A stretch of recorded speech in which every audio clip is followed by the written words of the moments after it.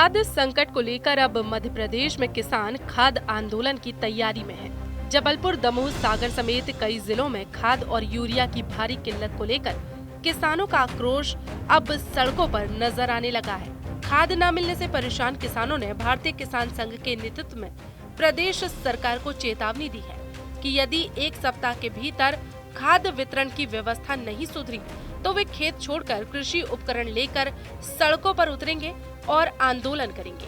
खाद के मामले में तो मुझे लगता है बड़ी गंभीर समस्या पैदा हो गई है। एक तरफ किसान जिसे अन्नदाता कहा जाता था, लेकिन आज सरकारी तंत्र की अव्यवस्था के कारण एक भिखारी के तहत लाइन में लगा हुआ है। किस लिए लगा हुआ है कि उसकी फसल बर्बाद हो रही है, उसको खाद की आवश्यकता है, उसका उत्पादन प्रभावित हो जाएगा, उसकी ये चिंता है। वो सुबह 4 बजे से लाइन में लग रहा है, लेकिन जो सरकार का तंत्र है और सरकार की व्यवस्थाएं हैं, एक तरफ कह रहे हैं कि हमारे पास पर्याप्त स्टॉक रखा हुआ है। जब आपके पास पर्याप्त स्टॉक है तो क्या गोदामों में सजाने के लिए रखा हुआ है? तो उनसे आग्रह है कि पर्याप्त व्यवस्था बनाएं और उसको किसानों तक, उसके खेत तक पहुंचाएं। ये आपकी ड्यूटी बनती है। क्योंकि आप लोग धरने पर बैठे थे और सेपरा से भी तस्वीरें आई धरने पर, तो सेपरा में से भी आई। किस तरह से देख रहे हैं आप? नहीं, बिल्कुल इस समय जो किसान है, उस किसान समाज है, पूरा वर्ग बड़ा हताश निराश है व्यवस्थाओं को लेकर कि भाई क्या व्यवस्थाएं हैं। किसान जिसको खेत पर होना चाहिए, उसको अपनी फसल के लिए काम करना है, खेत की चिंता है, उसको अपने परिवार की चिंता है, लेकिन स्थिति ये है कि वो लाइन में लगा हुआ है। सुबह से उसको उठता है, उसे एक ही चिंता होती है कि आज उसे खाद मिलेगी कि नहीं। वो सुबह से शाम तक लाइन में लगता है, फिर एक नई व्यवस्था उनको सौंप दी जाती है कि नहीं, आज इस तरीके से मिलेगी, आज आधार कार्ड लेके आओ, आज टोकन लो, आज टोल फ्री नंबर पर लगाओ। तो मुझे लगता है उसको तो बिल्कुल क्या, उसको अन्नदाता किसान को क्या कहें, मेरी तो खुद समझ में शब्द नहीं मिल रहे हैं इस सरकार की व्यवस्था को लेकर। आप अखिल भारतीय जो किसान संघ है आपका, किसानों के लिए किस तरह से काम कर रहा है? देखिए, हमारा तो बिल्कुल कहना है कि किसान को खाद, बीज, बिजली, पानी, जो उसकी मूलभूत आवश्यकताएं हैं, कम से कम ये मूलभूत आवश्यकताएं यदि किसान को समय पर उपलब्ध होती रहेंगी तो उसे और कोई शिकायत नहीं है सरकार से। और उसके जो वो उत्पादन करता है उसके विक्रय की व्यवस्था आप कर दीजिए, वो सरकार के साथ है।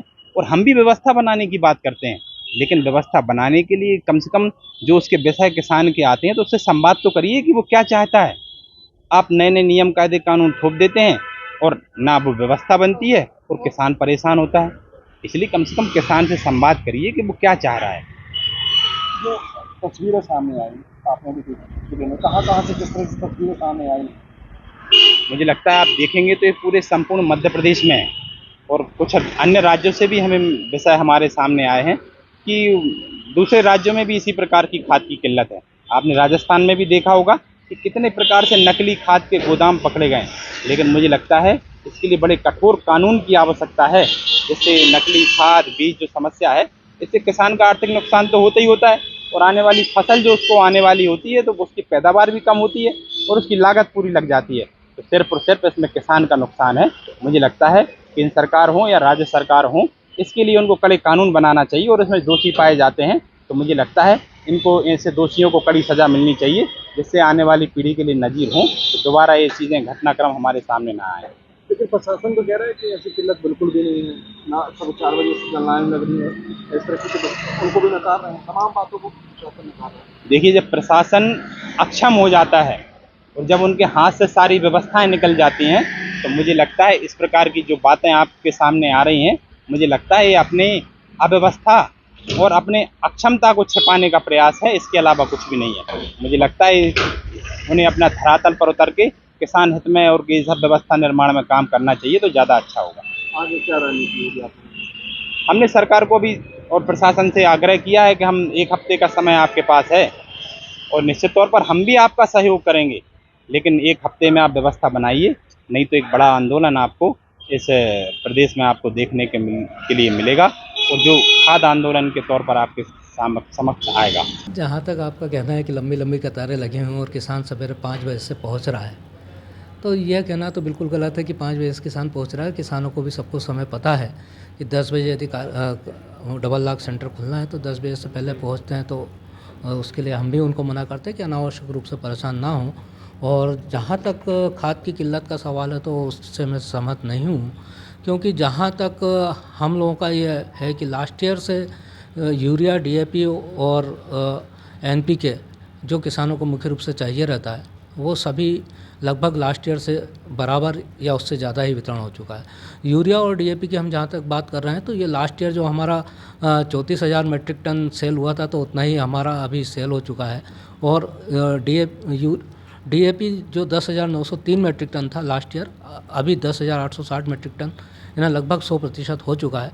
और एनपीके जो लास्ट ईयर केवल 5,523 मेट्रिक टन था, अब की 7,403 मेट्रिक टन अभी विक्रय हो चुका है, जो लास्ट ईयर का 134% है। आज की डेट में डीएपी और एनपीके पर्याप्त मात्रा में उपलब्ध है, किसान कहीं से भी जाकर आसानी से प्राप्त कर सकता है। यूरिया ज़रूर अभी थोड़ा सा यानी आता है और ख़त्म हो जाता है, ये स्थिति ज़रूर है, क्योंकि किसान लगातार उसको आवश्यकता है, और उसको पहली टॉप ड्रेसिंग के लिए भी आवश्यकता है, उसके बाद दूसरी टॉप ड्रेसिंग के लिए भी उसकी आवश्यकता होगी। तो किसान जो अभी अपनी टॉप ड्रेसिंग के लिए ले चुके हैं फर्स्ट टॉप ड्रेसिंग, उसके बाद वो दूसरी टॉप ड्रेसिंग की व्यवस्था के लिए भी लग गए हैं, और इसी तरह से थोड़ा सा इसमें है। लेकिन ज़िले में लगातार रेक प्राप्त हो रही हैं। आज भी हमें चंबल फर्टिलाइज़र की एक हाफ रेक प्राप्त हुई है, जिससे ज़िले को 840 मेट्रिक टन यूरिया प्राप्त हो रहा है। आज शाम तक सभी डबल लाख केंद्रों पर वो पहुंच जाएगा और सोमवार से इसका वितरण प्रारंभ हो जाएगा। सर, कुछ कार्रवाइयाँ भी की गई? हाँ, कार्यवाहियाँ लगातार हमारी जारी हैं। हमारी टीम सक्रिय हैं, लगातार निरीक्षण कर रहे हैं। अभी तक 92 निरीक्षण किए जा चुके हैं। और अभी जैसा कालाबाजारी पर हमें एक खबर मिली थी, सूचना प्राप्त हुई थी किसान से, तुरंत हमारी टीम गई और उन्होंने वहाँ पर वास्तविकता पाए जाने पर एफआईआर भी चरगवां थाने में दर्ज करी थी। इसी तरह से एक नुनसर चौकी है जो पाटन थाने के अंतर्गत आती है, वहाँ पे भी हमें एक अवैध परिवहन की खबर मिली थी।